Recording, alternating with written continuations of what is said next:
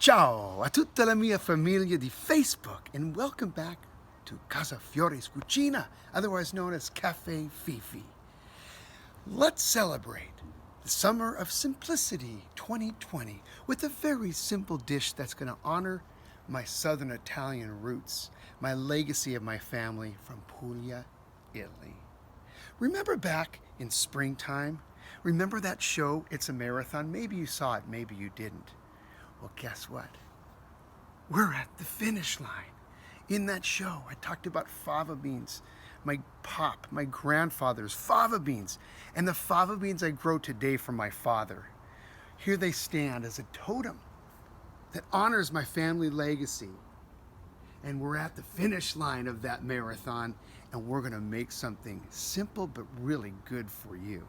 These are some of the symbols of Puglia, where my family comes from. San Nicola di Bari, Saint Nick, Santa Claus. That's my middle name, Nicola. Castel del Monte in Puglia on the €1 cent. A stone, a beautiful stone of Puglia, and a dried fava bean. Now, dried fava beans are one thing, but fresh is even better. Check these guys out. When I saw you back in April, they were just little babies, little tall, little starts. And now look at these. Beautiful beans. Oh, these are going to be delicious. So let's make orecchiette with fave from the garden and prosciutto.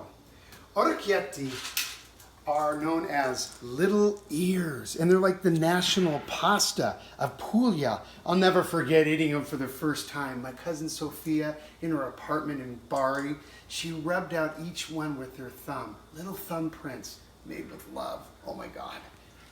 Of course, we're going to use olive oil, some salt here and there, our fava beans, I'll show you how to prepare those, some red onions from the garden as well, pecorino romano cheese, and some prosciutto. And if you don't have prosciutto, guanciale or pancetta will come in handy.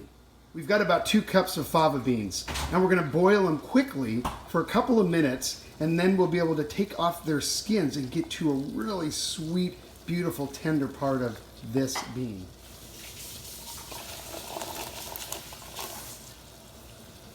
By blanching them for a couple of minutes, you can see how they just wiggle right out of their skin. Oh, that one popped right all the way out. And then they're going to be a great ingredient this way. We're going to lead with our onion in the pan, chopped up, and then we'll add our prosciutto and our fava beans and our orecchiette.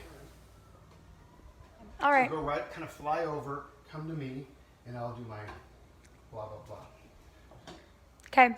It's an extra step to get them out of their skins. But gosh, they're sweeter and they're so beautiful. So we softened our onion. We sauteed just for a couple of minutes lightly our prosciutto. And now we're going to add our fava beans, which are basically already cooked. So we're just going to kind of warm them up and blend the flavors together. And as our pasta cooks, we'll let that meld together a little bit, and then we'll add our pasta. How about that? How about, can you get a shot of this? Cooking. Yeah. We've tossed our pasta. We're going to add a little bit of pasta water in there, just about maybe a quarter cup or so to loosen everything up. We're going to add a little bit of pecorino romano cheese at this point. Later on, we're going to add more, a couple tablespoons or so, and some fresh black pepper, and our pasta. And we're going to let it all cook together. Okay.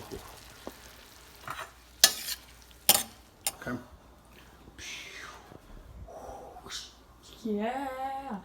Yeah. Food. Yay. Okay. Are you Here ready? it is, orecchiette with fave and prosciutto, a dish to honor my legacy of my ancestors. We're going to add a little more pecorino on top. And let's take a bite and see how that is. Oh, God. Look at that. Oh.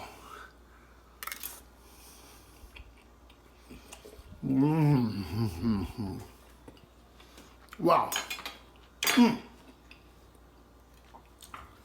It's the summer of simplicity, 2020. So let's enjoy some simple things from the garden with family, with friends. Pop's fava beans.